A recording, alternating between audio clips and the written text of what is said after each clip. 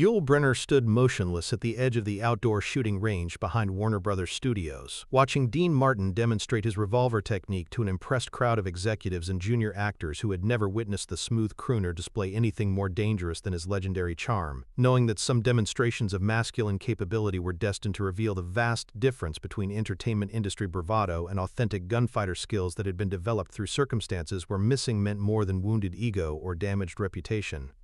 June 1961, 4:15 in the afternoon, when the California sun created perfect lighting for the kind of informal competition that Hollywood's most confident performers use to establish hierarchies, and the Rat Pack's smoothest operator was about to discover why circus training produced capabilities that nightclub coolness couldn't match, when authentic speed met professional entertainment in the most devastating 30 seconds of his legendary career.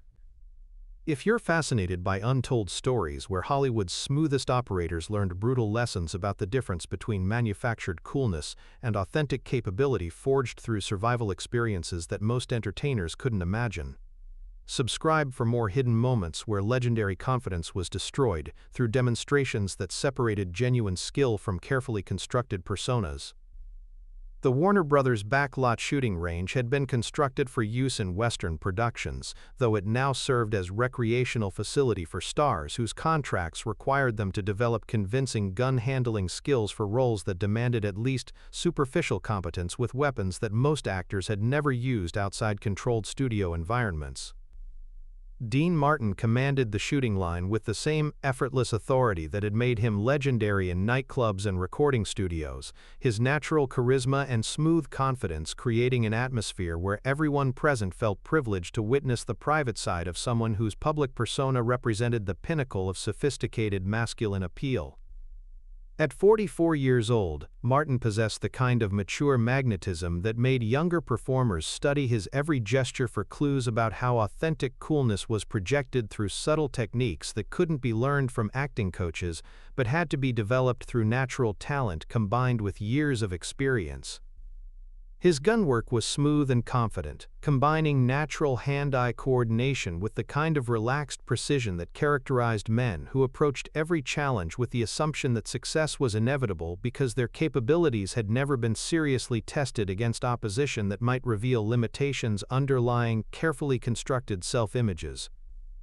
The key to effective gun handling, Martin was explaining to his captive audience with casual authority, is understanding that smooth is fast and fast is smooth. Most people try to rush their draw and end up fumbling with weapons that require control rather than speed for accurate results. His analysis was delivered with confident certainty that impressed listeners who lacked sufficient background to distinguish between theoretical understanding and practical expertise developed through circumstances where mistakes carried consequences extending far beyond embarrassing professional setbacks.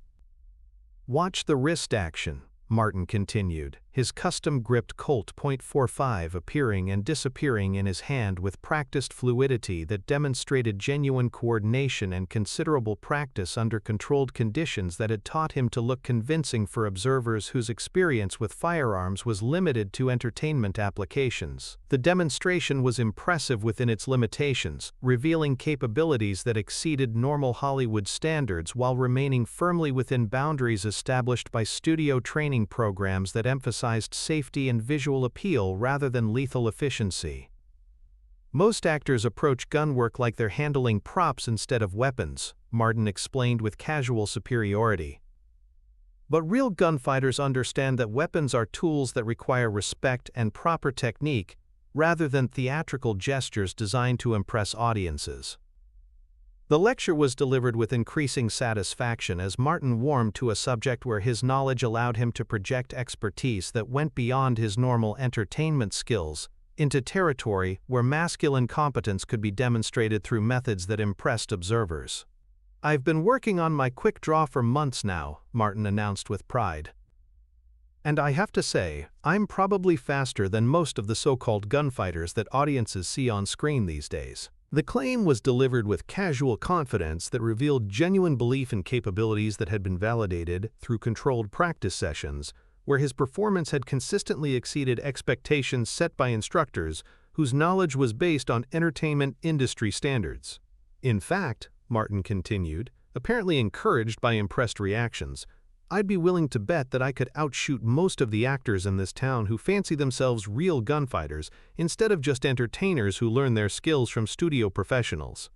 The boast was accompanied by another smooth demonstration of his quick-draw technique, his weapon clearing leather and finding target with precision that would have been devastatingly effective in any controlled environment where targets didn't shoot back, and success was measured by visual appeal rather than survival necessity. That's when the informal demonstration took an unexpected turn that would be remembered by everyone present as education about the difference between entertainment industry competence and authentic gunfighter capability. "Interesting technique," came a quiet voice from behind the group, carrying controlled authority that made casual conversations sound like professional evaluation from someone whose qualifications for judging weapon proficiency might extend beyond normal entertainment industry experience. Every head turned toward Yul Brynner as he approached the shooting line with movements so controlled they seemed to make no sound, his compact frame radiating focused intensity that made observers suddenly aware that they were in the presence of someone whose relationship with weapons might be based on different experiences than their own backgrounds had provided.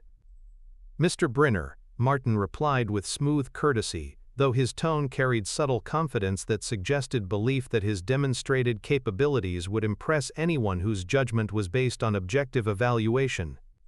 "I didn't know you were interested in firearms. I hope my demonstration wasn't too elementary for someone whose Western roles require considerable weapon work." "Not elementary," Yul replied immediately, his accented voice cutting through the afternoon heat with precision. "Simply incomplete in ways that might prove dangerous if circumstances required practical application rather than controlled demonstration under conditions where mistakes can be corrected through additional attempts rather than carrying permanent consequences." The assessment was delivered without condescension, simply professional evaluation from someone whose experience with weapons apparently included applications that extended beyond entertainment requirements. "I'm curious about your confidence in outshoot most actors who consider themselves authentic gunfighters," Yul continued conversationally. "That's quite a claim based on training that emphasizes visual effect rather than survival necessity." Martin's smooth confidence faltered slightly as he recognized that his skills were being evaluated by someone whose authority in Western roles was unquestioned and whose background included elements that official biographies preferred to minimize. "Obviously, I'm speaking in terms of entertainment industry standards rather than claiming real-world expertise," Martin replied carefully, understanding that he was being maneuvered into territory where his training hadn't prepared him to compete successfully. "Of course," Yul agreed, "though I'm curious whether your smooth technique would maintain its effectiveness under circumstances where targets possessed the ability to respond with similar weapons and hostile intentions that couldn't be managed through safety protocols." The question hung in the warm California air-like challenge that couldn't be ignored without losing face in front of witnesses whose opinions could affect Martin's reputation. "Are you questioning my ability to perform under pressure?" Martin asked, his voice gaining edge that revealed wounded professional pride. "I'm questioning your assumptions about what constitutes authentic speed when circumstances eliminate safety nets that allow for gradual improvement through practice sessions." Yul corrected with gentle precision. "Genuine gunfighter speed operates according to different principles than those taught in studio environments, because authentic applications require capabilities that can't be developed through controlled instruction that emphasizes form over function." Instead of responding verbally, Martin allowed his right hand to drift toward his holstered Colt with movements designed to suggest readiness for practical demonstration that would validate his capabilities through direct comparison. "Very well," Yul said quietly, his voice dropping to conversational level that somehow carried more authority than dramatic announcements. "Since you seem confident in your speed, perhaps you'd be willing to demonstrate your quick draw against someone whose training emphasized survival applications rather than visual effect." Martin's smooth confidence transformed into genuine excitement as he realized he was being offered opportunity to test his skills against opposition that would provide legitimate validation of capabilities that had only been demonstrated under controlled conditions. "I'd be honored to demonstrate my technique against someone whose qualifications are obviously superior to normal entertainment industry standards," Martin replied with enthusiasm that revealed genuine belief that his dedicated practice had prepared him to compete successfully. What happened next lasted exactly 0.3 of a second but would be remembered by everyone present as brutal education about the vast difference between entertainment industry, weapon training, and authentic gunfighter capability. Yul's movement seemed to violate normal physical laws, not the smooth precision that characterized controlled demonstrations, but explosive efficiency that emerged when survival instincts eliminated hesitation and circumstances demanded immediate results rather than gradually improved performance. His weapon appeared in his hand and found target before Martin's brain could process the beginning of movement that had already concluded with devastating finality, the speed so absolute that observers couldn't determine whether they had witnessed impossible quickness or optical illusion that made sequential actions appear simultaneous.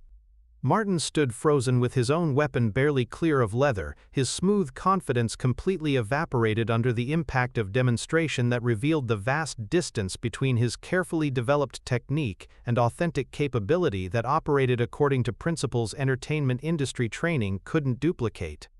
The silence that followed was complete and profound, broken only by distant studio activity that seemed to come from another world where normal rules applied and carefully constructed illusions could be maintained through mutual agreement rather than challenged by authentic capability. 0.3 seconds, announced Jack Morrison, the studio's head weapons coordinator, his voice carrying awe at performance that exceeded theoretical limits of human capability. Martin's legendary smoothness had been replaced by complete speechlessness as he confronted evidence that his months of dedicated practice had produced capabilities that were impressive within entertainment context, but meaningless when measured against authentic speed developed through experiences where theoretical knowledge was validated through practical application under circumstances that demanded immediate success. "Mr. Martin," Yul said quietly, his voice carrying no triumph, simply controlled authority.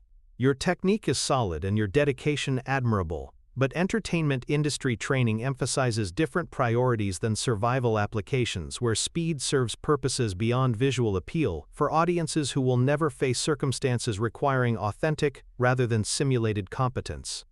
The assessment was delivered with respectful recognition of Martin's legitimate efforts, while establishing perspective that placed studio-developed skills within appropriate context rather than dismissing them as worthless. Years later, when asked about his most educational experience during his Hollywood career, Martin would describe that afternoon as humbling rather than humiliating, though he never provided specific details about what had occurred during his weapon demonstration or why his subsequent claims about gunfighter capabilities became notably more modest. The psychological impact of those 0.3 of a second would resonate through Martin's career in subtle but profound ways. The smooth confidence that had been his trademark became more carefully calibrated, as if he had learned to distinguish between situations where his natural charm and developed skills were adequate and those that might require capabilities he didn't possess.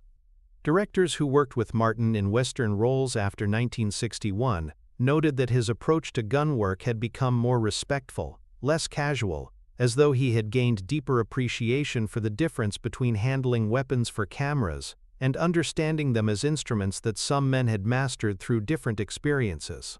The incident also affected Martin's interactions with fellow performers, whose backgrounds included elements that publicity departments preferred to minimize. Where he had once approached such colleagues with casual superiority, he now displayed careful deference that suggested hard-earned understanding of the difference between manufactured coolness and authentic capability. Industry insiders who witnessed the demonstration began sharing carefully edited versions of the story that focused on Martin's gracious acceptance of superior skill rather than the devastating efficiency with which his overconfidence had been addressed. Understanding that complete truth might damage both participants' commercial value, but the transformation in Martin's perspective was impossible to conceal from those who knew him well. The Rat Pack's smoothest operator had discovered that some forms of coolness couldn't be learned through practice or natural talent, but required experiences that shaped men in ways that entertainment industry success could never duplicate. "I learned that there are levels of competence that can't be reached through normal instruction," Martin would tell interviewers. "Some capabilities require experiences that most people never face, and recognizing the difference between what you can do and what others have learned is essential for realistic assessment of your abilities. The response satisfied journalists interested in quotable philosophy rather than dangerous specifics, but those who understood the context knew that Martin was describing a fundamental shift in how he evaluated capabilities, both his own and those of colleagues whose qualifications might extend beyond normal entertainment boundaries. Yul never spoke publicly about the demonstration, maintaining the privacy that characterized his approach to professional education that transcended normal industry boundaries. But those who witnessed the encounter understood that they had seen something revealing the true source of authentic capability, not studio training alone, but experiences that had developed skills through necessity rather than choice.